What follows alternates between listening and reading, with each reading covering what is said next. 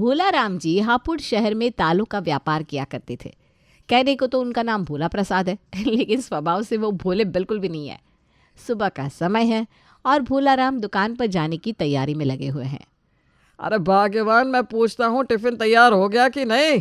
कितना समय लगाओगी? और अरे हाँ जी हो गया है आपका टिफ़िन तैयार। आप तो सुबह सुबह पूरा घर सर पर उठा लेते हैं। ये लीजिए, आपके दाल चावल सब्जी रोटी सब बनाकर तैयार कर दिया है मैंने। क्या कहा? दाल चावल सब्जी रोटी? मतलब तुमने आज भी चटनी नहीं बनाई? तुम जानती हो ना, चटनी के बगैर मुझे स्वाद नहीं आता। देखिए जी, आपके इस रोज़ रोज़ के नखरों से ना परेशान हो गई हूँ मैं। उम्र बढ़ गई है, सर के बाल सफ़ेद हो गए, लेकिन ये ज़बान का चटोरापन नहीं गया आपका। अरे उम्र मेरी भी बढ़ रही है, अब ये रोज़ रोज़ 56 भोग बनाना अपने बस का नहीं है। जितना बना दिया है उतना चुपचाप ले जाइए। ये लो, पूरा दिन घर से बाहर गधा मजदूरी हम करें और ये घर में बैठे बैठे ही थक जाती है। अच्छा, तो हम पूरा दिन घर में खाली बैठे रहते हैं क्या? जिस हिसाब से आपकी चटोरी ज़ुबान चलती है ना, पूरा दिन रसोई में बीत जाता है मेरा।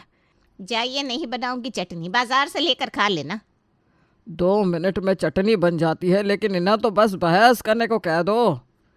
पति के मुंह से बातें सुनने के बाद तुलसी का मूड ऑफ हो गया था। पति के जाने के बाद सारी उम्र बीत गई रसोई में काम करते करते। मजाल है जो इस आदमी के मुंह से कभी तारीफ के 2 बोल निकले हो।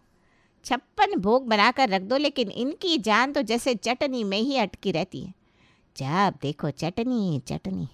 बस बहुत हो गया, थक गई हूँ मैं फरमाइश पूरी करते करते। अरे ढंग की कोई लड़की मिले तो सचिन की शादी करके मैं भी इस रसोई के झंझट से छुटकारा पाऊँ, वरना सारी जिंदगी मेरी चटनी पीसते पीसते ही बीत जाएगी। पति के तानों से परेशान होकर तुलसी अपने इकलौते बेटे सचिन के लिए कोई लड़की ढूंढने लगती है ताकि उसे रसोई की जिम्मेदारियों से छुटकारा मिल सके। कहते हैं ढूंढने से तो भगवान भी मिल जाते हैं। तुलसी के लगातार प्रयास करते रहने के कारण जल्दी ही उसे अपने बेटे सचिन के लिए कृष्णा नाम की एक लड़की मिल जाती है। शादी के बाद कृष्णा खुशी खुशी अपनी गृहस्थी की शुरुआत करती है और अपनी पहली रसोई के लिए एक से एक बढ़िया व्यंजन बनाकर तैयार कर लेती है डाइनिंग टेबल पर। बहुत अच्छी खुशबू आ रही है, लग रहा है हमारी बहू रानी ने अच्छे अच्छे पकवान बनाए हैं। माँ जी, मैंने तो बस कोशिश की है, अच्छा बना है या नहीं ये तो आप लोग खाकर बताइए। सचिन, तुलसी और भोलाराम डाइनिंग टेबल पर बैठ जाते हैं और बहू कृष्णा प्यार से सबको भोजन परोसने के बाद वहीं पर खड़ी होकर सबकी तारीफ करने का इंतज़ार करने लगती है। बाकी सब तो खुशी खुशी खाना खाना शुरू कर देते हैं, लेकिन ससुर भोलाराम खाने को देखकर अजीब सा मुंह बना लेते हैं। क्या बात है बाबूजी, आपको खाना पसंद नहीं आया क्या? ऐसा लगता है कि खाने को देखकर जैसे आपकी खाना खाने की इच्छा ही खत्म हो गई हो। तुमने बिल्कुल ठीक समझा बेटा। वाकई तुम्हारे परोसे हुए खाने को देख कर ना मेरी तो खाने की इच्छा ही खत्म हो गई। और तुम्हारी भी क्या गलती बताऊं मैं? तुम तो अभी 4 दिन पहले आई हो। गलती तो तुम्हारी सास की है। सबकी पसंद नापसंद के बारे में बताने की जिम्मेदारी तो उसी की है। लेकिन जब तेरी सास को ही मेरी कोई चिंता नहीं, तो तुझे क्या ही नाराज़गी दिखानी। क्या बात है बाबूजी, आप मुझे बताइए ना। देखिए, अब से तो रसोई की जिम्मेदारी मेरी ही है। आपकी पसंद नापसंद आप मुझे बताइए, मैं ख्याल रखने की कोशिश करूँगी। बहू की बात सुनकर भोलाराम गुस्से में वहाँ से उठकर जाने लगता है। अरे आज पहले दिन बहू ने खाना बनाया है और आज ही आपने नखरे दिखाने शुरू कर दिए।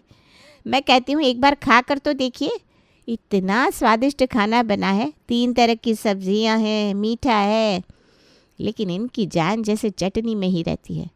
अरे बहू जान, ज़्यादा सर पर मत चढ़ा, नहीं तो तेरा भी जीना मुश्किल हो जाएगा। जैसे 30 सालों से मैं झेल रही हूँ ना, समझ ले अब तुझे झेलना पड़ेगा। माँ जी, आप ऐसा क्यों कह रही हैं? अब हम परिवार में 4 ही तो लोग हैं, उसमें से भी एक इंसान खाना नहीं खाया, ये तो अच्छी बात नहीं है। मैं अपनी तरफ से बाबूजी को खुश रखने की पूरी कोशिश करूँगी। आप सब लोग खाना शुरू करिए, मैं बाबूजी के लिए चटनी बनाकर लाती हूँ। बहू कृष्णा जल्दी जल्दी रसोई में जाती है और धनिया मिर्ची की चटनी पीस कर लाती है।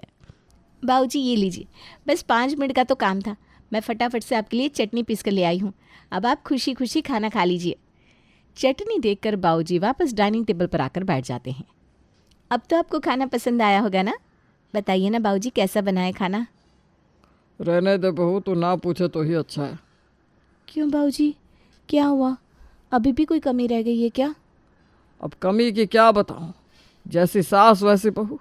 बिल्कुल अपने जैसी बहू ढूंढ कर लाई है ये तुलसी देवी। इस बूढ़े आदमी को एक चीज़ अपनी पसंद की मिल जाए, इस बुढ़िया के सीने पर सांप लौटने लगते हैं। अरे बुढ़िया किसको बोला आपने? बुढ़िया होगी मेरी सौत। मेरे सर के बाल तो अभी काले हैं, अपनी फिक्र करिए आप। डाई लगे बालों को दिखाकर बाहर लोगों को पागल बना रही है। मैं तुझे अच्छी तरह पहचानता हूँ। अरे माँ जी, बाबूजी, आप तो छोटी छोटी बातों पर झगड़ना शुरू कर देते हैं। बाबूजी मुझे बताइए तो सही, आखिर ऐसी क्या कमी है जो आपको खाना पसंद नहीं आ रहा? मैं कह तो रही हूँ, मैं आपकी शिकायत दूर करने की पूरी कोशिश करूँगी। अरे मिक्सचर में डालकर बटन दबाने वाली चटनी नहीं खानी मुझे। सिलबट्टे पर रगड़ रगड़ कर पीसी गई चटनी में जो स्वाद आता है वो इस बटन दबाकर पीसी चटनी में आ ही नहीं सकता। ये अच्छे से जानती है कि मैं सिलबट्टे वाली चटनी से ही खाना खाता हूँ, लेकिन इस महारानी को मेरे लिए ज़रा सी चटनी पीसने में भी आफत आ जाती है। खाना बनाने को कहोगे तो खाना बना देंगे, लेकिन चटनी नहीं बना पाएंगे। अरे रोज़ रोज़ ये चटनी बनाकर परेशान हो गई हूँ मैं। क्या बाबूजी, आपको सिलबट्टे पर पीसी हुई चटनी खानी है? देखिए, सिलबट्टे पर पीसकर चटनी तो नहीं बना पाऊँगी मैं, क्योंकि मुझे आता ही नहीं है। आप ये मिक्सचर वाली चटनी खा लीजिए ना। और इस बात से क्या फ़र्क पड़ता है कि चटनी कहाँ पीसी गई है? आप एक बार टेस्ट करके तो देखिए। अरे कर लिया तेरी चटनी को टेस्ट, उसके बाद ही तो बता रहा हूँ। मैं तो चटनी की शक्ल देखकर बता सकता हूँ कि वो सिल पर थोड़ा थोड़ा पानी डालकर रगड़ रगड़ कर पीसी गई है, या फिर मिक्सी में एक साथ डालकर बटन दबाकर। जैसे बटन दबाने से 2 मिनट में चटनी बन जाती है ना, वैसे स्वाद भी 2 पैसे का ही आता है। तुम्हारे इस मिक्सचर की चटनी में आजकल की जनरेशन बर्बाद हो गई है। बिल्कुल हाथ पैर हिलाकर कोई काम करना नहीं चाहता। अरे हाथ पैर से काम करोगे ना तो मजबूती रहती है शरीर में। या बटन दबा दबा कर खाना बना रही हो तभी तो शरीर ऐसा हो गया। आजकल लोगों को भी भरी जवानी में बीमारियां जकड़ रही है। ये आजकल के ज़माने के बच्चे हैं, इनकी तो बटन दबाने से सेहत ख़राब हो गई है। लेकिन आप तो पुराने ज़माने के हैं ना, आपकी बाजू में तो बहुत दम होगा। ऐसा करो, एक दिन खुद ही सिल पर पिस के देख लो चटनी। एक दिन चटनी बनाएंगे ना तो समझ में आ जाएगा कि सिल पर चटनी पीसने में कैसा महसूस होता है। अरे पापा मम्मी, मैं तो परेशान हो गया हूँ भाई। 28 साल का हो गया हूँ मैं आप लोगों का चटनी युद्ध सुनते सुनते। ना माँ आपके अंदर कोई सुधार आता है और ना बाबूजी आपके अंदर। अरे इतने सालों से माँ के साथ रह रहे हैं आप, कम से कम आप तो एडजस्ट करना सीख लीजिए। घर में बहू भी आ गई है, वो भी बैठकर तमाशा देख रही है। आप लोग पहले दिन उसको ये क्या महाभारत दिखा रहे हैं? ये सिनेमा दिखाने के लिए उसे ब्याह कर लाए थे क्या? खाना खाने से पहले कलेश करके पूरा मूड खराब करके रख लेते हैं। आप लोगों का फैसला हो जाए ना तो आप लोग खाना खा लेना, मैं अपने कमरे में जा रहा हूँ। तुझे तो पता ही है तेरे बाबूजी ना कलेश करने से बाज नहीं आते। रहने दीजिए माँ, सुन रहा हूँ मैं, अभी कोई कम नहीं है। जब जानती है कि चटनी के बिना बाबूजी खाना नहीं खाते तो चटनी बना नहीं सकती थी आप? ये देखो, सारी ज़िंदगी बना बना कर खिलाया हमने, गंदे कपड़े धो धो कर हमने पहनाए, और ये साहबजादे बाप का पक्ष ले रहे हैं। पहले ही दिन डाइनिंग टेबल पर जमकर तमाशा हो गया था, जिसके कारण नई बहू कृष्णा बेचारी हक्की बक्की सी खड़ी हुई अपने बनाए हुए खाने को देख रही थी। सबके जाने के बाद 2 घंटे से किचन में खड़े होकर खाना बना रही थी। इतनी मेहनत से सबके लिए खाना बनाया है कि पहले ही दिन सब लोग उंगली चाट चाट कर खाएंगे और मेरी तारीफ़ करेंगे। तारीफ़ करना तो दूर, यहाँ तो कलेश हो गया सो अलग। अब मैं क्या करूँ? मेरी तो भूख से हालत ख़राब हो रही है और यहाँ पर तो सब लोग मुंह फुलाकर अपने कमरे में चले गए। ऐसा करती हूँ, सबको थाली में परोस कर उनके कमरे में ही दे आती हूँ। अकेले में बैठकर जब भूख लगेगी तो चुपचाप खा लेंगे। फिर से सबको डाइनिंग टेबल पर लेकर आना तो वैसे भी एक बहुत बड़ा सरदर्दी का काम है। बहू कृष्णा सबका खाना थाली में निकालती है और एक एक थाली सबके कमरे में ले जाकर रख देती है। अगले दिन बहू कृष्णा सिलबट्टे पर किसी तरह चटनी बनाती है और डाइनिंग टेबल पर ले जाकर रख देती है। बाबूजी देखिए, आज तो आपकी चटनी भी बनाकर तैयार कर दी है मैंने। आज आपको शिकायत का कोई मौका नहीं मिलेगा। चलिए आइए, सब लोग खुशी खुशी खाना खाइए। बहू के इतना कहने पर बाबूजी आकर खाना खाने लगते हैं। खाने के बाद, बाबूजी आज तो आपने खुश होकर खाना खाया ना? आज तो आपको नाराज़ नहीं किया ना मैंने? चटनी बनाने के लिए कहा था, कलेश काटने के लिए नहीं। अब कल तुमने हरा धनिया की चटनी बनाई थी, आज फिर हरा धनिया पीस कर रख दिया। अरे भाई, चटनी में भी कई तरह की वैरायटी होती है, थोड़ा दिमाग का इस्तेमाल करो। बंदा एक ही तरह का खाना रोज़ रोज़ थोड़ी ना खाएगा। सुन लिया, अरे अभी तुम्हें पता ही क्या है इन बुढ़ाओं का, सिर्फ नाम भोला राम है, काम से कोई भोले वोले नहीं है ये। अब तूने खुश करने के लिए धनिया मिर्ची की चटनी बना दिया तो इन्हें पुदीने की चटनी चाहिए। ऐसा मत सोच कि कल तू पुदीने की चटनी बना देगी तो ये बूढ़ऊ खुश हो जाएंगे, फिर ये अमरूद की चटनी मांगेंगे, उससे अगले दिन आम की चटनी मांगेंगे। तुलसी की बात बिल्कुल सच साबित हुई थी। घर में सबकी खाने के मामले में फरमाइश अलग अलग थी। जहाँ पति और सास को रोज़ तरह तरह के पकवान खाने को चाहिए होते थे, तो ससुर की सुई जाकर चटनी पर अटक जाती, और वो भी हर रोज़ अलग अलग स्टाइल की चटनी मांगते। वो एक अलग ही परेशानी थी। इसीलिए ससुर की फरमाइशों को पूरा करने के लिए बहू कृष्णा रोज़ इंटरनेट से सर्च करके नए नए स्टाइल की चटनियाँ बनाया करती। मेरे मायके से खाने के लिए निमंत्रण आया है। मेरी चाची ने सपरिवार सभी को भोजन के लिए बुलाया है। अरे बहू देख, तू और सचिन चले जाओ, हम दोनों यहाँ घर पर ही ठीक है। नहीं नहीं माँ जी, आप सब लोग चलिए ना, चाचा ने इतने प्यार से बुलाया है। अब हम सपरिवार नहीं जाएंगे तो उन्हें अच्छा नहीं लगेगा। बहू के बार बार कहने पर तुलसी, भोलाराम और सचिन कृष्णा के मायके जाने के लिए तैयार हो जाते हैं। चाची ने सबकी आव भगत की पूरी तैयारी की हुई थी। तरह तरह के व्यंजन, 2-3 तरह के नाश्ते, चाय, ठंडा गरम, हर तरह की व्यवस्था थी। बहू की चाची के यहाँ हो रही आव भगत से सास तुलसी तो बहुत खुश थी, लेकिन ससुर भोलाराम की तैयारियां चढ़ी हुई थी। भाई साहब, हम देख रहे हैं कि आप खाना नहीं खा रहे। अरे भाई, हमारे यहाँ का भोजन पसंद नहीं आया क्या आपको? बुरा मत मानिएगा, लेकिन आपको एक सलाह दें। 4 तरह का भोजन बनाने से ज़्यादा अच्छा होता है कि भोजन एक ही तरह का बनाए लेकिन पूरा बनाए। मैं समझी नहीं भाई साहब, आपको हमारे यहाँ भोजन पूरा नहीं लग रहा? अगर कुछ कमी रह गई है तो आप बताइए ना। देखिए बहन जी, भोजन तब तक पूरा नहीं होता जब तक भोजन के साथ सलाद, अचार, रायता और चटनी ना। बनाने को तो आप 56 तरह के पकवान बना लीजिए, लेकिन जब तक ये सब ना हो तब तक भोजन पूरा नहीं होता।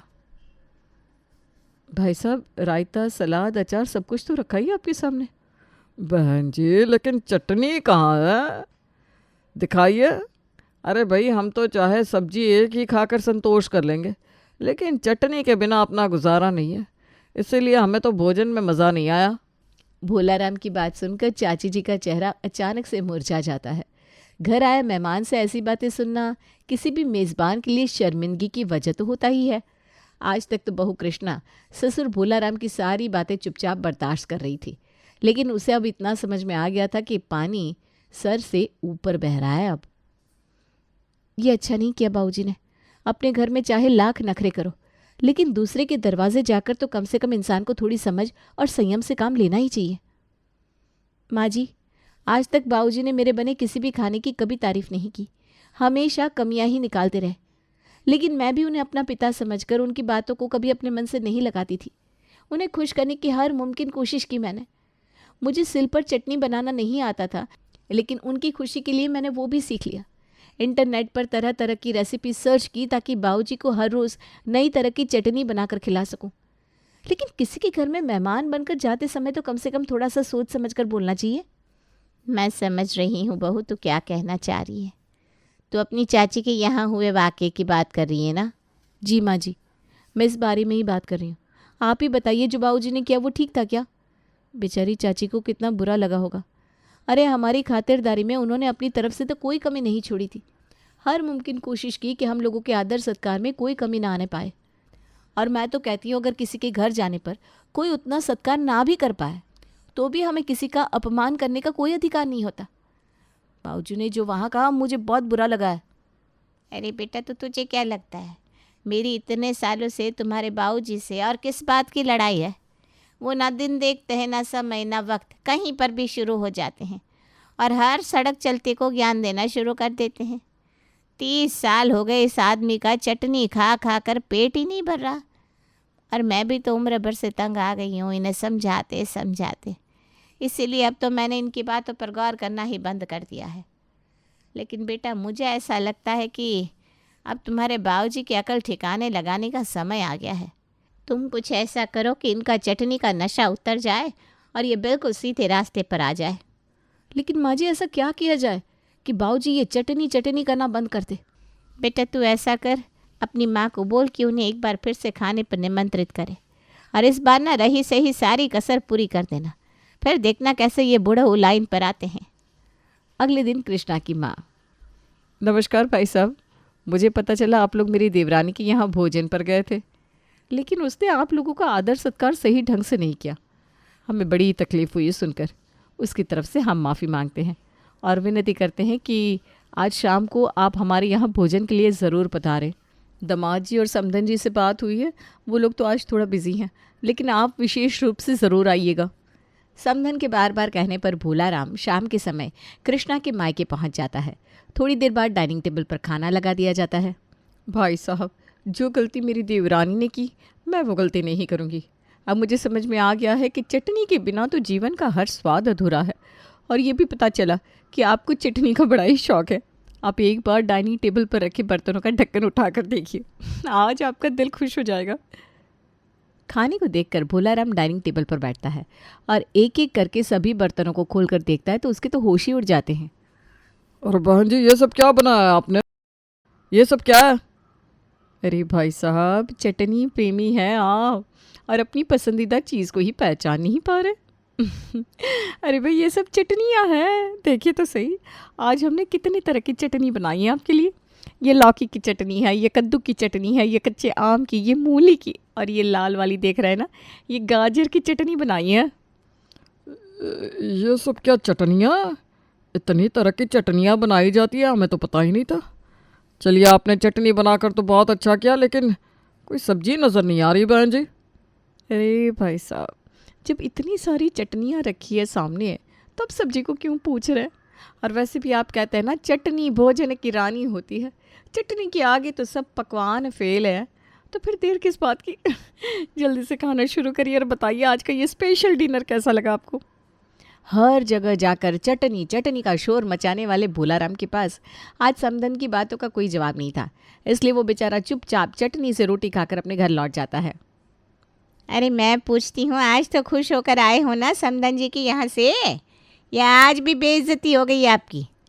चटनी तो बनाई थी ना समधन जी ने। अरे चुप करो तुम। आज के बाद अगर किसी ने मेरे सामने चटनी का नाम लिया ना, तो मुझसे बुरा कोई नहीं होगा। पति की बात सुनकर तुलसी और कृष्णा मुंह दबाकर हंसने लगते हैं। उन्हें समझ में आ गया था कि हो ना हो, भोलाराम का चटनी प्रेम आज खत्म हो ही का समय होता है। जानकी चाय की चुस्की लेते हुए टीवी देख रही थी, तभी उसकी पड़ोसन विमला का वहां आना होता है। अरे जानकी, कहाँ है तू? तुझे पता है, आज तो मैं मरते मरते बची हूँ। ये देख, छत की सीढ़ियों से गिरते हुए सीधे नीचे आ गई। वो तो मेरे बहू और बेटों ने मुझे संभाल लिया, वरना आज तो तेरी विमलू तुझसे मिलने से पहले यमराज से मिल चुकी होती, सीने हाथ में पट्टी बांधे हुए होती। अरे तो तू खड़ी क्यों है? बैठ ना यहाँ और दिखा तो जरा कहाँ कहाँ चोट लगी है। तू ना थोड़ा ध्यान रखा कर, इस उम्र में अगर हड्डियाँ टूट भी गई तो जुड़ती नहीं है। विमला काकी, माँ जी एकदम सही कह रही हैं, इस उम्र में खुद का थोड़ा ध्यान रखा करो। और आपको छत पर चढ़ने उतरने की क्या जरूरत है? आपके बहू बेटे हैं ना, उन्हें कहा करो। अरे क्या बात कर रही हैं विमला काकी, आप तो सीढ़ियों से ही गिरी हैं, और ये तो कुछ भी नहीं है। मैं तो एक दिन छत पर कपड़े डालने गई और छत से नीचे गिर गई, लेकिन अब मेरी माँ को लगा कि मैं मर गई और वो रोने लगी। तब मेरी आँख खुली, मैं बेहोश हो गई थी। माँ जी देख रही है ना आप अपनी छोटी बहू को, झूठ बोलने की भी हद होती है। और फेंक तो इतना रही है जैसे यमराज ने इसके प्राण हर कर वापस इसमें प्राण डाल दिए हो। क्या बात कर रही है छोटी बहू? ये तो ऊपर वाले की माया है जो उन्होंने तेरी जान बख्श दी। कोमल को एक में दो लगाकर बोलने की आदत थी, और कभी कभी तो वो इतना ज्यादा बोल जाती कि लोग उस पर विश्वास करने से पहले ये सोचते कि कहीं इसका मानसिक संतुलन तो खराब नहीं है। एक रोज कोमल अपनी सास जेठानी और पड़ोसन के साथ मार्केट के लिए निकलती है। अरे विमला, तेरी बहू को देखती हूँ, फुर्ती में काम करती रहती है, लेकिन मेरी बहू में तो थोड़ी भी फुर्ती नहीं है। अरे तो मैंने अपनी बहू को सर पर थोड़ी ना चढ़ा रखा है, अब जो कहती हूँ वो कर देती है, और ना करे तो 1 रुपया ना दो उन्हें। अरे माँ जी, आप ये क्या बोल रही हैं? सुबह से शाम हो जाती है लेकिन मैं बैठती तक नहीं हूँ, पूरा दिन घर का काम करती रहती हूँ। कभी ये करना कभी वो करना, ये नहीं दिखता आपको? लगता है जब तू काम कर रही होती है तब मेरी आंख लग जाती है। तो मैंने कभी तुझे काम करते हुए नहीं देखा। अरे माँ जी, अभी आपने मुझे काम करते हुए कहाँ देखा है? जब मेरे भाई की शादी हुई थी ना, तो मैंने रात भर जागकर सारे मेहमानों के कपड़े धोए थे। क्यों? तेरे भाई की शादी में मेहमान नाले में गिर कर आए थे क्या, जो तुझे कपड़े धोने पड़े? कुछ भी बोलती है कोमल। अगर आपको विश्वास नहीं होता ना, तो मैं अभी माँ को फ़ोन करती हूँ, वही आपको सच बताएंगी। जानकी और नेहा को अच्छे से पता था कि कोमल को कितना फेंकने की आदत हो चुकी है। हर बात पर लंबी लंबी बातें बनाकर वो लोगों को सुनाया करती थी। एक रोज बिजली का बिल देने बिजली वाला जानकी के घर आता है। जानकी हॉल में बैठी होती है और नेहा सब्जियां काट रही होती है। अरे खड़ी क्या है, बेचारे से बिजली का बिल ले ले और जाने दे उसे, उसके पास भी बहुत सारे काम होंगे। अरे भैया, आज आप इतना उदास क्यों हैं? सब ठीक तो है ना घर में? अरे क्या बताओ भाभी, 2-4 दिन पहले घर में लाइट ठीक कर रहा था, बस उसी में करंट के 2-4 झटके लग गए। मेरी तो हालत ही खराब हो गई थी। पूरे 5 दिन हॉस्पिटल में रहा हूँ, तब जाकर आज काम पर आया हूँ। अरे बेटा, ध्यान से काम किया कर, ये सब काम तो कितना जोखिम भरा होता है। अरे माँ जी, ये तो कुछ भी नहीं है। आपको पता है, जब मैं 8 साल की थी तब मैंने बिजली की तार को पकड़ लिया था। मुझे भी कई बार झटके लगे और मैं दूर जाकर गिरने लगी, लेकिन फिर मैं तो उठ खड़ी होती और उस करंट के तार को बार बार पकड़ लेती। लेकिन माँ ने जब मुझे मारा ना, तब मुझे समझ में आया कि इससे तो मेरी जान भी जा सकती थी। क्यों काकी, इंसानों की जगह घर में रोबोट को बहू बनाकर लाई हो क्या, जो करंट से उस पर कोई असर नहीं होता? है तो इंसान ही, लेकिन फेंकने की आदत है इसकी। कभी फुर्सत में बताऊंगी। माँ जी बिल्कुल सही कह रही हैं भैया। कई लोगों की आदत होती है, जब तक अपनी तारीफ ना कर ले उन्हें खाना हजम नहीं होता। ऐसे ही समय बीत रहा था और कोमल की बातों को बढ़ा चढ़ाकर बोलने की आदत जा ही नहीं रही थी। नेहा और जानकी कोमल की हरकतों से परेशान हो चुके थे और एक दिन विमला के घर जब मेहमान आते हैं तो वो जानकी के घर आती है। अरे जानकी, तू जरा अपनी छोटी बहू को मेरे घर तो भेज दे। वो परसों कह रही थी ना कि उसने अपनी भाई की शादी में 100 लोगों का खाना अकेले बनाया था, लेकिन मेरे घर तो सिर्फ ना 10 लोग आए हैं, उनका खाना बनाना है ज़रा। अरे काकी, लेकर जाओ। ये रही पूरी की पूरी कोमल, हमें इससे कोई काम नहीं है, घर का काम तो मैं कर लूँगी। अरे दीदी, ये क्या कह रही हैं आप? भला मैं क्यों जाऊँ विमला काकी के घर? वो ना तब की बात और थी, अब तो मेरे में काफ़ी बदलाव आ गया है। मैं नहीं बना पाऊंगी इतने लोगों का खाना। जब तुझसे होता नहीं कुछ तो इतना बड़ा चढ़ा कर बोलने से क्या मिल जाता है तुझे? अब मैं कुछ नहीं सुनने वाली। जा विमला के घर जाकर मेहमानों के लिए खाना बना दे। मुझे तो पहले ही पता था तेरी बहू को आता जाता कुछ नहीं, लेकिन बातें लंबी लंबी करती है, कामचोर कहीं की। इतना बोलकर विमला वहाँ से चली जाती है और जानकी अपनी बहू कोमल से कहती है, तू बदनामी करवाने का कोई मौका नहीं छोड़ती। जब तुझसे कुछ होता नहीं तो बोलने की क्या जरूरत थी? वो कहते ना माँ जी, अपने मुंह मियाँ मिट्ठू। वही बात है देवरानी जी के साथ। अरे नहीं, मुझे आता तो सब है, लेकिन मैं क्यों जाऊँ किसी के घर? मैं तो घर से भी नहीं निकलती। वो तो मैंने आपकी इज्जत की लाज रख ली और आपकी पड़ोसन के घर नहीं की, लेकिन आप लोग मुझे कहाँ समझने वाले हैं। ऐसे ही एक रोज़ विमला और जानकी पार्क में घूमने के लिए निकलते हैं। अरे दीदी, हम भी चले क्या माँ जी और काकी की तरह घूमने? घर में बैठे बैठे मुझ में भी आलस भरता जा रहा है। क्यों? पहले तुम जिम जाती थी क्या? अरे आप जिम जाने की बात कर रही है? मैंने तो 100 किलो वेट उठाया है और ऐसा एक्सरसाइज करती थी कि सामने वाला मुझे देखकर कहता, बस करो बहन जी, इतना तो बॉडी बिल्डर लोग भी नहीं कर पाते। अब इसमें भी कितनी सच्चाई है वो तो तेरे अलावा कोई नहीं जानता। अगर तुझे घूमने जाना है तो चल चलते हैं। इतना बोलने के बाद नेहा कोमल को लेकर पार्क पहुंचती है और घूमने लगती है। जानकी और विमला भी अपनी दोनों बहू को देखकर उनकी तरफ आ रहे होते हैं, लेकिन तभी एक कुत्ता कोमल पर भौंकने लगता है। अरे ये मेरी बहू है ना, देख इसे देखकर कुत्ते भी चुप नहीं रहते। दीदी, आपको पता है, ये जो कुत्ता मुझ पर भौंक रहा है ना, मैं अभी चाहूँ तो इसे नचाकर दूर फेंक सकती हूँ, लेकिन मैं ना बेजुबान पर हाथ नहीं उठाना चाहती। क्या बात कर रही है कोमल? फिर तो तू अपनी जान इन कुत्तों से बचा ही सकती है। क्यों, सही कहा ना मैंने? अरे चलो ना, हम चलते हैं, हमें क्या लेना देना। अरे जानकी, तूने सुना अभी तेरी बहू क्या कह रही थी कि वो कुत्तों को हवा में नचाकर फेंक सकती है, लेकिन वो बेजुबान पर हाथ नहीं उठाती। अरे इसे बोला कर थोड़ा चुप रहे। मैं तो कहती हूँ आज इसे अच्छे से सबक सिखा ही दो। क्या बोलती है विमला? अरे कुछ ऐसा वैसा मत कर दियो जिससे लेने के देने पड़ जाए। ये कितना ही बोलेगी, और अब तो सब जानते हैं कि तेरी बहू कितना झूठ बोलती है। जहाँ एक तरफ नेहा और कोमल घूम रहे होते हैं, वहीं पार्क में दूसरी तरफ जानकी और विमला एक बेंच पर बैठे होते हैं। तभी जानकी देखती है कि कोमल पर एक कुत्ता भौंकते हुए उसके पीछे पड़ जाता है और कोमल आगे आगे भाग रही होती है और कुत्ता उसके पीछे पीछे। कुत्ते को भी पता है कौन दिखावे की दुनिया में है, कौन सच्चा और कौन झूठा है। अब तो इसे काटे बिना ये कुत्ता छोड़ेगा भी नहीं। अभी तो कह रही थी कुत्तों को नचा कर फेंक दूं, अब क्या हो गया? अब क्यों भाग रही है? वैसे जानकी, अगर कुत्ते ने इसे काट लिया ना तो 14 इंजेक्शन लगवाने पड़ेंगे। बचा ले इसे। अरे नहीं नहीं, आज तो इसे अच्छे से सबक मिलेगा। तू बैठकर बस तमाशा देख, क्योंकि इसका दिमाग कुछ ज्यादा ही आसमान में चढ़ गया है। ये तो कुछ भी नहीं है, मैंने ऐसा किया था, ये तो कुछ भी नहीं है, मैं तो छत से कूद गई थी। कुछ भी बोलती रहती है। अरे माँ जी, कोमल को कुत्तों से बचा लो ना, वरना वो कोमल को काट लेंगे। अरे तू क्यों चिल्ला रही है? तू भी आकर यहाँ बैठ जा और चुपचाप तमाशा देख। जानकी और विमला बेंच पर बैठे कोमल को देख रहे होते हैं, लेकिन उसकी मदद नहीं करते। नेहा जैसे तैसे शोर मचाती है तो पार्क में मौजूद लोग कुत्ते को भगाते हैं और कोमल की जान बचती है, लेकिन फिर भी कुत्ता कोमल के हाथों पर पंजा मार ही देता है। इसके बाद कोमल की क्या मजाल जो वो बातों को बढ़ा चढ़ा कर बोले और ये कहे कि ये तो कुछ भी नहीं है, मेरे साथ तो ऐसा हुआ था। उसकी ये बोलने की आदत छूट जाती है। कहते हैं ना, बच्चों की आदत होती है सवाल करने की, लेकिन सवाल के जवाब में माँ क्या बताती है ये काफी अहम होता है।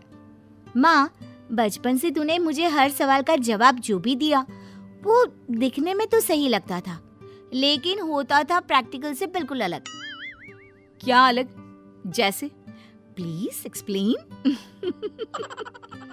माँ, ये मेरा शब्द है, एक्सप्लेन।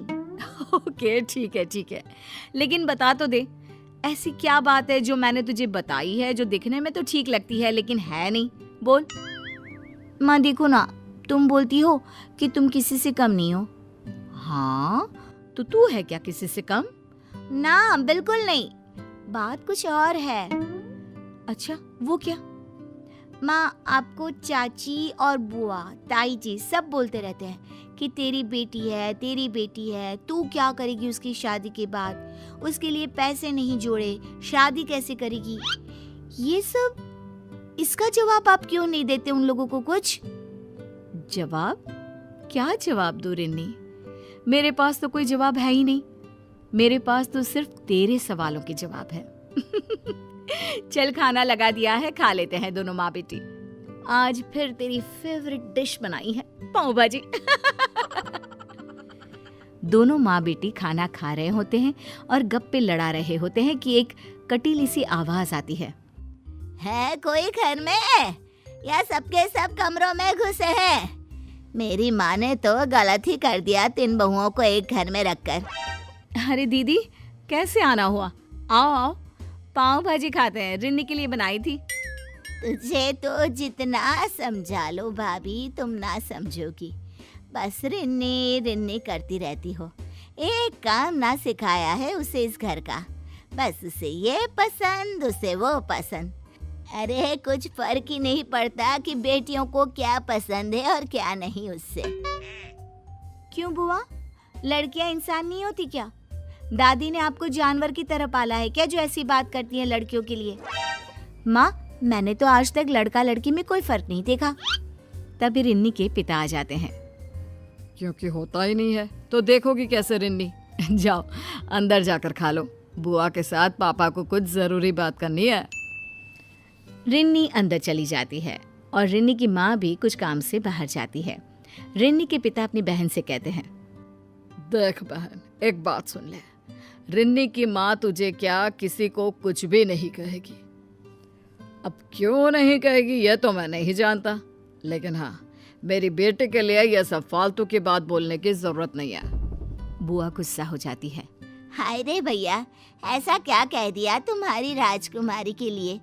अरे रहेगी तो बेटी ही ना, बड़े भैया का बेटा और छोटे लल्लन का भी। एक तुम ही हो जो एक लड़की के बाद बैठ गए। अरे चली जाएगी ससुराल, ऊपर से ना पैसे जमा किए उसके लिए, ना ही शादी के लिए कोई लड़का देख रहे हो। तभी रिन्नी की माँ पानी लेकर आती है और पिता को शांत रहने का इशारा करती है। खैर, पिता वहाँ से चले जाते हैं और ममता की जिठानी की एंट्री होती है। और दीदी कब आई आप? और ये मुंह क्यों लटकाया है? मुंह क्या लटकाया है मतलब? भाभी, मैंने तो अपना समझकर बस इस ममता को समझाया था कि भाई बेटी पाली हो, कल को शादी करनी है, आज लड़का देखना शुरू करोगी तो जाकर कहीं मिलेगा 2-3 साल में। अरे दीदी, ये ममता तो मुंह में दही जमाई है। पता नहीं बेटी की माँ होकर नींद कैसे आ जाती है इसको इतनी चैन की। हम तो बेटे को लेकर भी नहीं सो पाते हैं। तभी जेठानी का बेटा आता है। ओए बुआ, कब आई? क्या लेकर आई है खाने को? जब देखो खाली याद आ जाती है। अरे बुआ के भतीजे, पास हुआ कि इस साल भी हैं? अरे 2 साल से एक ही क्लास में है। कुछ तो शर्म कर ले। माना लड़का है, इसका मतलब ये नहीं कि पढ़ाई ना करे तो भी चलेगा। भाई शादी के लिए लड़के की कमाई देखी जाती है, तभी कोई अपनी लड़की देगा तुझे। और बुआ मेरी चिंता ना करो, अंतर राजा है राजा। बहुत सारी गर्लफ्रेंड है मेरी। वैसे ममता चाची, रिन्नी का है, उसे ये कॉपी दे देना, बोलना इंग्लिश का काम पूरा कर देगी। क्या है ना, उसके अंग्रेजी बहुत अच्छी है। अच्छा, लास्ट टाइम तो तू बोल रहा था कि मैथ्स अच्छी है उसकी। अरे बुआ, रिन्नी तो कंप्यूटर है, ऐसा क्या है जो मेरी बहन को नहीं आता? सच्ची, सब ना मुझे बाहर रिन्नी के नाम से ही जानते हैं। खैर चलो, मैं चल रहा हूँ, माँ मेरे दोस्त आए। जेठानी का मुंह लटक जाता है कि ममता बात संभालने के लिए कहती है। दीदी, वो दशहरे का मेला लगा है रामलीला मैदान में, रात को चलते हैं ना खाना खाने के बाद। हाँ हाँ, क्यों नहीं। वैसे रिन्नी को ना जाना होता तो तू नीचे पार्क तक भी नहीं जाती है ममता। अब क्या करूं दीदी, उसी से फुर्सत नहीं मिलती है, बस ऐसे ही है।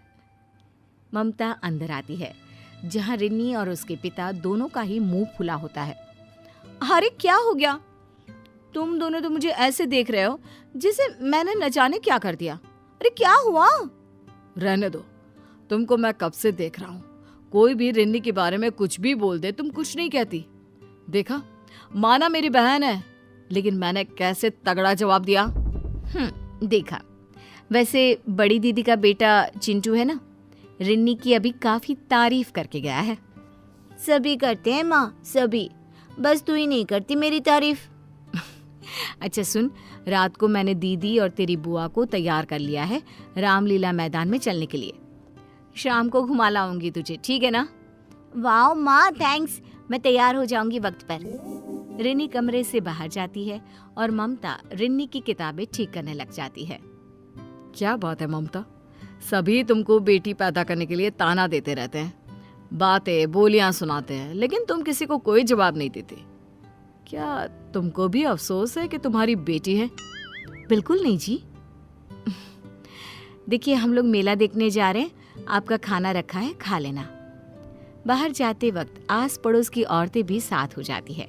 फिर एक औरत कहती है, दिखा दो रिन्नी को मेला, कुछ साल माँ के साथ फिर ले, फिर न जाने कौन सा गांव देहात मिले, वहाँ पता नहीं मेला लगता भी हो या नहीं। अरे पति दिखाने ले जाए भी या नहीं।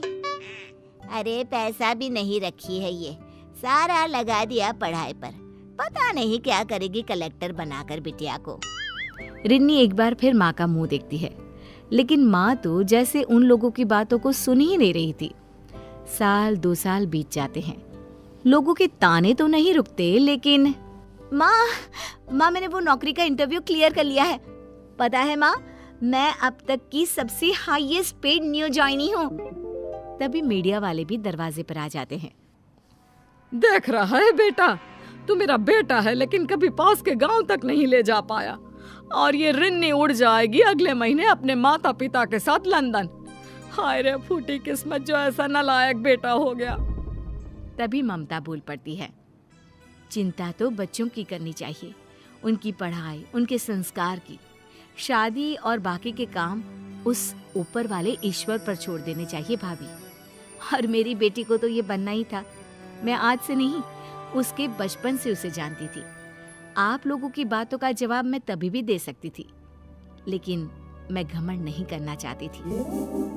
ओ माँ, तो ये था कारण, तुम लोगों को इसलिए जवाब नहीं देती थी। बेटा, जवाब तो ऊपर वाला देता है, हम कौन होते हैं? पूरे घर की लाइट ऑन है, कोई बंद नहीं करता। बिजली का बिल आएगा तब पता चलेगा।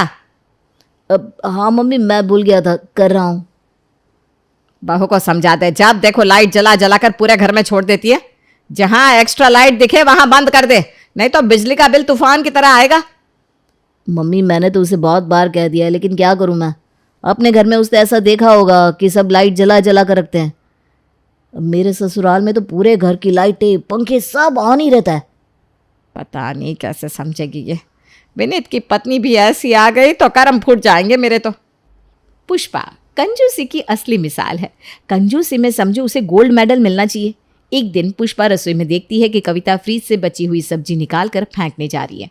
पुष्पा की आंखें बड़ी बड़ी हो जाती है और वो कविता का हाथ तुरंत पकड़ कर कहती है, बहू, यह क्या, एक पतीला सब्जी तुम फेंकने जा रही हो? यहाँ किसी को नसीब में नहीं होता और तुम फेंक रही हो। मम्मी जी क्या करूं, एक हफ्ते से पड़ी है, कोई खाता ही नहीं। मैं इनसे और देवर जी से 10 बार पूछ चुकी हूँ।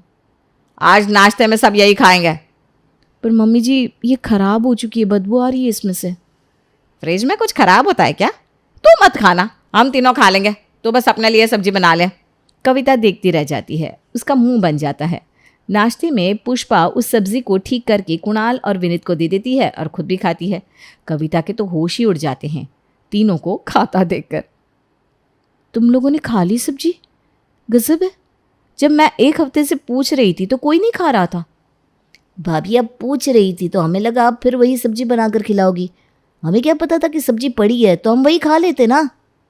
ठीक है, अब मैं भी बासी ही खिलाऊंगी। कविता अपने कमरे में चली जाती है और अपनी माँ से कहती है, मम्मी मेरे ससुराल वाले तो गजब है, कितने दिनों का बचा हुआ खाना भी खा लेते हैं।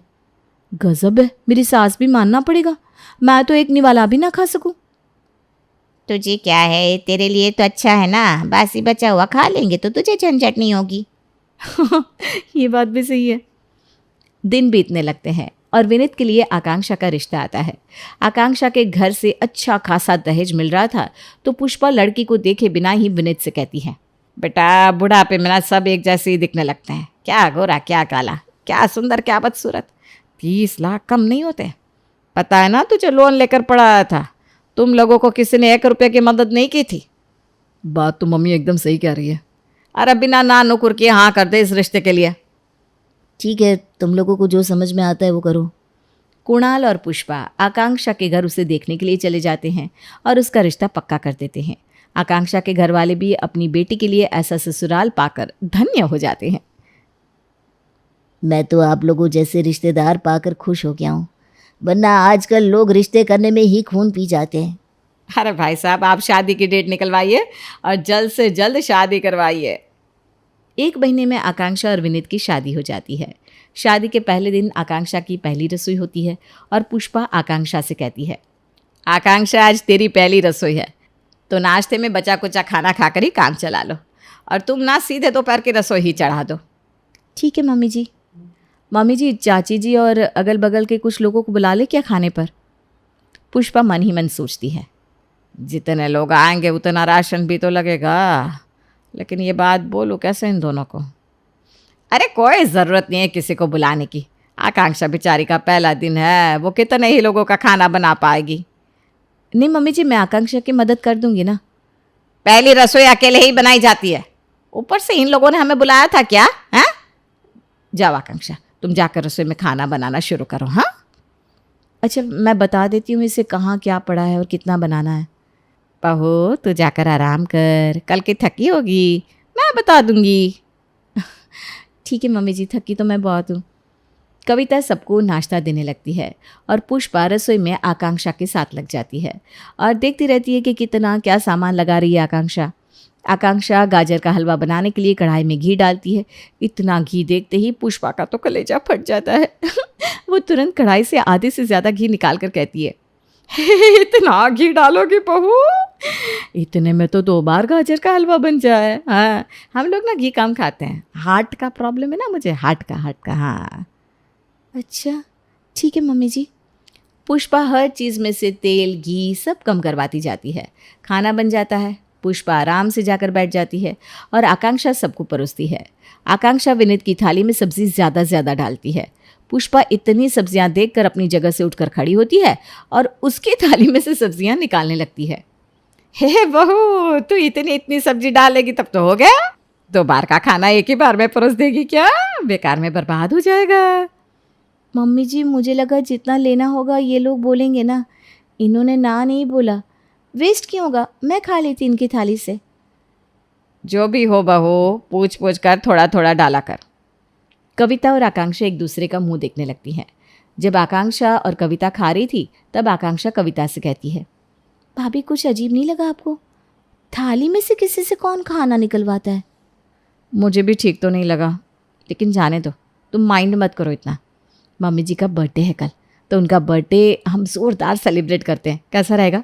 हाँ भाभी ये ठीक रहेगा। हम दोनों की शादी के बाद ये उनका पहला बर्थडे है, तो उनको लगना चाहिए ना कि उनकी अब 2 बहुएं हैं। कविता और आकांक्षा बर्थडे की प्लानिंग करने लगती है। दोनों मिलकर सबको इनवाइट करती हैं। अगले दिन सुबह पहले से पुष्पा को सत्संग में भेजकर डेकोरेटर वाले को बुलवाकर घर सजवाने लगती है और खाने वाली को बुलाकर खाना भी बनवाने लगती है। शाम को सारे गेस्ट आ जाते हैं। कुणाल पुष्पा को सत्संग से लेकर आता है। पुष्पा घर का दरवाज़ा खोलती है और सब ताली बजाते हुए कहते हैं, happy birthday to you, happy birthday to you, happy birthday to you, happy birthday to you. इतने लोगों को एक साथ देखकर पुष्पा सोचती है, क्या करूं है भगवान, ये बहुएं तो मुझे लुटवा कर मानेगी। अभी ही तो शादी में इतने लोगों को खिलाया है और अभी फिर से ये लोग इतना खर्च करवा रही है, इतने लोगों का खाना तैयार कर दिया। कुछ बोलूँगी तो इन्हें लगेगा कि मैं कंजूस हूँ। इससे अच्छा है कि बेहोश होने की एक्टिंग करती हूँ। मम्मी क्या हुआ, कैसा क्या हुआ मम्मी आपको? पुष्पा बेहोश हो जाती है, जिसे देखकर सब गेस्ट डर जाते हैं और वापस अपने अपने घर चले जाते हैं। इधर आकांक्षा और कविता भी डर जाती हैं। क्या हो गया मम्मी जी, अब क्या करें? डॉक्टर को बुलाकर दिखाना होगा। विनीत आप डॉक्टर को कॉल करो फटाफट। तुम दोनों बाहर देखो, हम दोनों भाई मम्मी को देखते हैं। बहुओं के कमरे से जाने के बाद पुष्पा उठ जाती है। कोई डॉक्टर को बुलाने की जरूरत नहीं है, अभी इतना खर्चा कर दिया, फिर डॉक्टर ले लेगा सो अलग से। मम्मी आपको कुछ हुआ नहीं है? कुछ नहीं हुआ है, लेकिन मैं क्या करती, तुम दोनों की बहुएं घर लुटवाने में जो लगी हैं। अरे हम तो डर ही गए थे, हार्ट अटैक तो नहीं आ गया? मुझे कुछ नहीं होगा, तुम दोनों बोल देना कि मेरा बीपी हाई हो गया था जिस कारण से ये सब हुआ। कुणाल आकांक्षा और कविता से कहता है, मम्मी अभी ठीक है, थोड़ी देर में केक कट कर लेते हैं, फिर हम खाना खा लेंगे। लेकिन मम्मी जी को हुआ क्या था? कुछ नहीं हुआ था, बस बीपी हाई हो गया था उनका। बेकार में इतना अच्छा प्रोग्राम कैंसिल हो गया, कितना कुछ प्लान किया था हमने। कविता और आकांक्षा का मूड ऑफ हो जाता है। पुष्पा केक कट करके सबसे कहती है, मैं कोई बच्ची थोड़ी हूँ, मेरी उम्र हो गई है, मेरे लिए ऐसे कोई प्लान मत बनाया करो। हमें क्या पता था मम्मी जी। चलो सब खाना खा लो। और इतने खाने का क्या करोगी तुम लोग? 3-4 दिन तक यही खाना चलेगा, खाना फिर से मत बनाना तुम दोनों। हाँ इतना खाना फेंकोगी क्या? सब खा पी लेते हैं और वही खाना पूरे 4 दिन तक चलता है। इसी तरह दिन बीतने लगते हैं। धीरे धीरे बहुओं को भी समझ में आने लगता है कि उनकी सास कंजूस है। एक रोज़ कविता और आकांक्षा बाजार से आ रही थी और देखती है कि एक राशन की दुकान पर बहुत शोर हो रहा है। लगता है किसी कस्टमर ने पैसा नहीं दिया। कुछ दिखे तब ना भाभी, इतनी दूर से कुछ दिख भी नहीं रहा है। थोड़ी देर के बाद जब भीड़ खाली होती है तब आकांक्षा देखती है कि भीड़ में से उसकी सास जा रही है। भाभी ये तो मम्मी जी जा रही हैं, कहीं उन्होंने तो कोई लफड़ा नहीं किया? चल पूछते हैं उस राशन वाले से। दोनों देवरानी जेठानी उस राशन वाले के पास जाती हैं। दोनों को देखते ही राशन वाला कहता है, पैसों की कोई कमी नहीं है भाभी जी आपके घर में, फिर भी आपकी सास इस तरह से क्यों करती है? कोई भी सामान वो 1 पाव से ज्यादा लेती नहीं, उसमें भी ऐसे देखती रहती है जैसे पाव भर में हम चोरी कर लेंगे। 1 पाव में आता ही कितना है जो कोई चोरी कर लेगा? अभी 1 पाव चना लिए, उसमें भी 10 दाने देने के वक्त गिर गए तो इतनी लड़ाई की कि पूछिए मत, कंजूस नंबर 1 है। ऐसा कुछ नहीं है भैया, वो उनकी उम्र हो गई ना इसलिए। कविता और आकांक्षा वहाँ से निकल जाती हैं और एक दूसरे से कहती हैं, भाभी मम्मी जी ने तो हद ही कर दी, इस तरह से तो नहीं चलेगा। ऐसे तो हमारी इज्जत चली जाएगी बाजार में। दोनों घर आती हैं और कविता को याद आता है कि कल उसकी किटी है। अरे कल तो मेरी किटी है, मैं तो भूल ही गई थी। तो क्या हुआ भाभी, मैं हूँ ना, मिलकर कर लेंगे तैयारी। छोले भटूरे खाने में, नाश्ते में चाय कॉफ़ी या कोल्ड ड्रिंक कर देंगे और फिर ढोकला और उसके बाद खाना। हाँ ये ठीक है, और फ्रेंच फ्राइज़ भी। अगले दिन सुबह से ही दोनों देवरानी जेठानी रसोई में लग जाती हैं। पुष्पा दोनों को देखकर समझ जाती है कि आज कुछ तो है। बहू नाश्ता लगा दो। हाँ मम्मी जी। एक काम करते हैं, नाश्ते में सबको ना ढोकला ही दे देते हैं आकांक्षा। ठीक है, मैं सबको ढोकला दे देती हूँ, आप तब तक छोले बना लो। आकांक्षा सबको ढोकले देती है और पुष्पा ढोकला देखते ही कहती है, आज कुछ है क्या?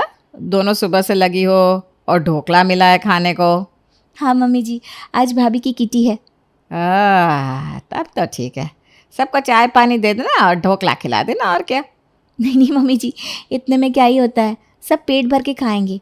हमने छोले भटूरे और फ्रेंच फ्राइज़ बनाने का सोचा है। अरे बहू, इन सब की क्या ज़रूरत है, ढोकला बहुत है। झूठ मूठ तुम इतनी मेहनत कर रही हो, 2 ढोकले में तो पेट भर जाता है। रहने दो ना मम्मी, आजकल पहले की तरह नहीं होता, आजकल दिखाना पड़ता है थोड़ा। इतना खाना सुनकर ही पुष्पा का तो खून जलने लगा था। वो तब से रसोई में ताका झाकी करती रहती है। इतने प्याज बहू, अरे प्याज सोने से भी ज़्यादा महंगे, इतने प्याज का क्या करेगी? मम्मी जी भटूरे के साथ सब कच्चा प्याज खाते हैं ना, अब छोले में भी तो डालने होंगे। पुष्पा कटे हुए आधे प्याज उठाकर रख लेती है। अरे इतने बहुत है, घर लुटाना नहीं है, उन लोगों को खिलाकर क्या होगा, बाकी बचे हुए कल काम आ जाएंगे। मम्मी जी ये खराब हो जाएंगे कल तक। अरे कुछ नहीं होता, मैंने तो जिंदगी भर अपने बेटों को ऐसे ही खिलाया है। शाम को पार्टी शुरू होती है, सभी किटी मेंबर आ जाते हैं। पुष्पा वहीं सबके साथ जाकर बैठ जाती है। कविता और आकांक्षा का खून अंदर ही अंदर जलने लगता है और वो सोचने लगती है कि कहीं फिर उनकी सास कोई तमाशा ना कर दे। आकांक्षा सबको चाय कॉफ़ी और फ्रेंच फ्राइज़ देती है। पुष्पा सबकी प्लेट में से आधे फ्रेंच फ्राइज़ निकाल लेती है। अरे इतना ये खा लेगी तो बाकी खाना कैसे खाएगी? ठीक कहा ना मैंने? जी बिल्कुल। कविता रसोई में जाकर आकांक्षा से कहती है, आकांक्षा तुम मम्मी जी को वहाँ से ले जाओ ना, हद कर रही है वो, सबकी प्लेट से खाना निकाल रही है। कैसे बचे हम ऐसी सास से? भाभी बाथरूम से शैम्पू का डब्बा गायब करके 1 रुपए वाला पाउच रख दिया है मम्मी जी ने। इतनी भी कंजूसी ठीक नहीं है, इतना पैसा छाती पे लेकर जाएंगी क्या? हाउसी खिलकर फिर सब ढोकला खाते हैं। उसके बाद कविता सबसे कहती है, छोले भटूरे लगवा दूं? अरे बहू, इतना खाकर किस पेट में कोई छोले भटूरे खाएगी? गलत बोलो तो मेरे ज़ुबान पकड़ लेना। जी बहुत हो गया, कविता हम चलते हैं। हाँ जी, हमारा तो पेट भर गया। सब वहाँ से चली जाती हैं। सारे छोले भटूरे पड़े रह गए। हम खा लेंगे 2 दिन तक, इनको खिलाकर क्या होता? पुष्पा अपने कमरे में चली जाती है। इधर दोनों बहुएं चिड़चिड़ाकर लाल हो जाती है और कविता कहती है, आज कुणाल के आते ही मैं उसे ये सब बता दूंगी और कह दूंगी कि मैं अब तुम्हारी माँ के साथ नहीं रह सकती हूँ। पूरे घर के लाइट बंद कर देती है। भाभी लाइट तो छोड़िए, टमाटर उठाकर रख दिए मम्मी जी ने ताकि हम ज़्यादा यूज़ ना कर पाए, और नींबू भी छुपा दिए थे, किसी को भटूरे के साथ दे ही ना पाए। हद होती है यार। इतने में ही विनित और कुणाल घर आ जाते हैं। विनित कहता है, खुशबू तो बहुत अच्छी आ रही है, लगा दो फटाफट भटूरे। हाँ भाई, बाहर तक खुशबू आ रही है, खाना लगा दो। खाना नहीं मिलेगा, हमें मम्मी जी के साथ नहीं रहना। अरे ऐसा क्या हो गया भाई अचानक? देवर जी पूछी मत, मम्मी जी ने जीना हराम कर दिया है हमारा। आज तो उन्होंने हद ही पार कर दी किटी में, मेरी सहेलियों के प्लेट से खाना तक निकाल लिया और उनके सामने लाइट ऑफ करने लगी।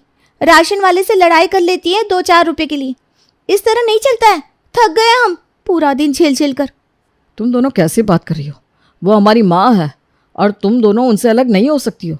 अरे तो अपनी माँ को समझाओ ना कि इतनी कंजूसी ना करे, सब कुछ तो है हमारे पास, फिर क्यों करती है ऐसा? भाभी अभी ना हमारे पास पैसा है, एक वक्त था जब हमारे पास कुछ नहीं था। पापा ठेला लगाते थे सब्जी का, मम्मी दिन भर बाहर से पानी भर कर लाती थी और इतनी मुश्किलों से सब कुछ मैनेज करती थी। बहुत कम में मम्मी घर चला लेती थी। उस परिस्थिति में मम्मी ने हमें पाला है। पाला ही नहीं, हमें पढ़ाया भी है। मम्मी 1-1 रुपया बचाकर हमारी फीस भरती थी। एक साड़ी में पूरा साल निकाल देती थी। उनकी बदौलत आज हम इतनी अच्छी ज़िंदगी जी रहे हैं। तो तुमने पहले ये सब क्यों नहीं बताया? मम्मी ने इतना कुछ किया तो आपने पहले क्यों नहीं बताया? कैसे बताते? अगर हम ये बता देते तो हमारी शादी होना मुश्किल हो जाता। मम्मी को लगता था कि कोई लड़की ये सब जानकर हमसे शादी नहीं करेगी। तुम लोगों के पास तो सारी फैसिलिटीज़ है। मम्मी ने तो कभी फ्रिज देखा भी नहीं था। हम मम्मी से अलग कभी नहीं हो सकते। तुम्हें मम्मी से अलग होना है तो तुम मुझे छोड़ दो। कंजूस कोई होता नहीं है, उसकी परिस्थिति उसे ऐसा करने पर मजबूर कर देती है। मम्मी ने इतना कुछ देख लिया है, अब उसे डर लगता है कि कहीं वो दिन वापस ना आ जाए, तो हमें देखकर चलना चाहिए। हमें नहीं पता था ना ये सब के बारे में। अब हम समझ चुके हैं मम्मी जी के बारे में। अब हम कभी कुछ ऐसा नहीं करेंगे। जाओ, तुम दोनों मम्मी जी को लेकर आओ, हम दोनों खाना लगाते हैं। आकांक्षा और कविता सबके लिए छोले भटूरे परोसती है और सब साथ में मिलकर खाते हैं। ये फालतू की लाइट ऑफ कर दो आकांक्षा। भाभी, कल भी हम यही खा लेंगे। हाँ, पुष्पा मुस्कुराने लगती है और दोनों बहुओं उसकी ओर देखकर कहती हैं, अब हमें ही तो घर देखकर चलना होगा ना। क्या मम्मी जी?